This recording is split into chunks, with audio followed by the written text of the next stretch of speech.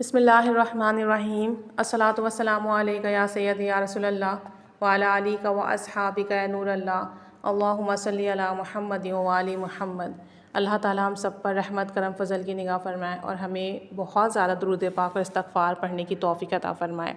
درود پاک کی استغفار کی جب ویڈیوز شیئر ہوتی ہیں اور یہ دیکھی جاتی ہیں تو بہت سارے لوگوں کی موٹیویشن میں اضافہ ہوتا ہے اور درود پاک اور استغفار کی کثرت میں بھی اضافہ ہوتا ہے، یقین میں بھی اضافہ ہوتا ہے، اور دعاؤں میں بھی جو ہے ہم بہت یقین سے مانگتے ہیں اور اللہ کریم درود پاک استغفار کی برکت سے ہماری جھولیاں بھرتا ہے۔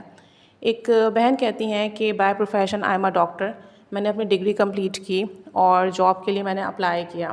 کہتی ہیں کہ میں ڈفرینٹ ایگزامس کے لیے بھی اپیئر تھی،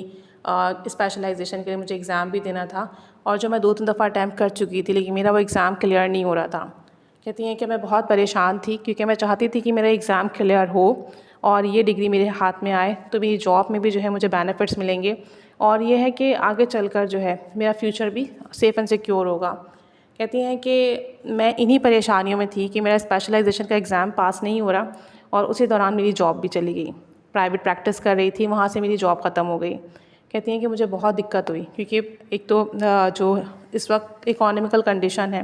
آپ کسی پر ڈپینڈ نہیں کر سکتے، پھر میرے پاس ایک ڈاکٹر کی ڈگری ہے لیکن مجھے جاب نہیں مل رہی ہے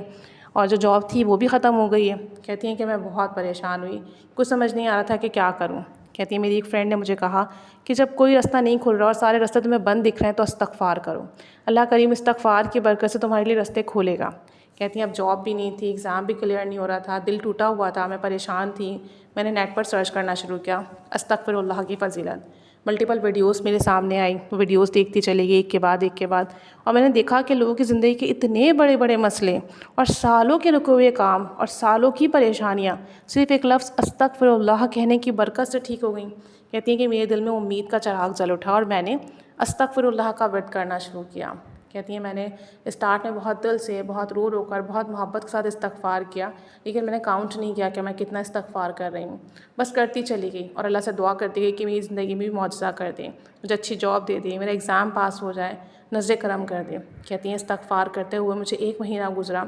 اور میں دوبارہ اپنے ایگزام میں اپیئر ہوئی اور اس بار الحمدللہ استغفر اللہ کی برکت سے میرا ایگزام کلیئر ہوا، اور نہ صرف ایگزام کلیئر ہوا بلکہ نمبر بھی بہت اچھے آئے۔ میں بہت زیادہ خوش تھی، اور میں نے پھر کچھ جگہوں پہ جاب کے لیے اپلائی کیا ہوا تھا۔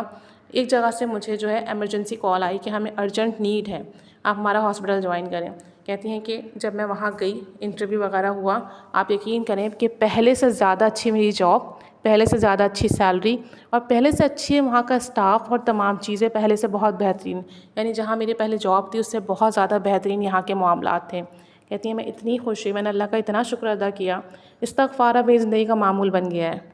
اور مجھے ایک بات سمجھ میں آ گئی ہے، آپ کو تعلیم یافتہ ہونا،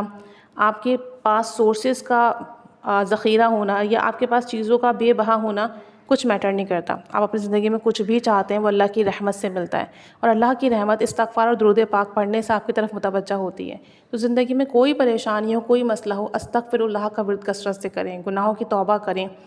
گناہوں کی معافی مانگیں، درود پاک دل سے پڑھیں، پھر دیکھیں ناممکن ممکن ہو جائیں گے انشاءاللہ تعالی۔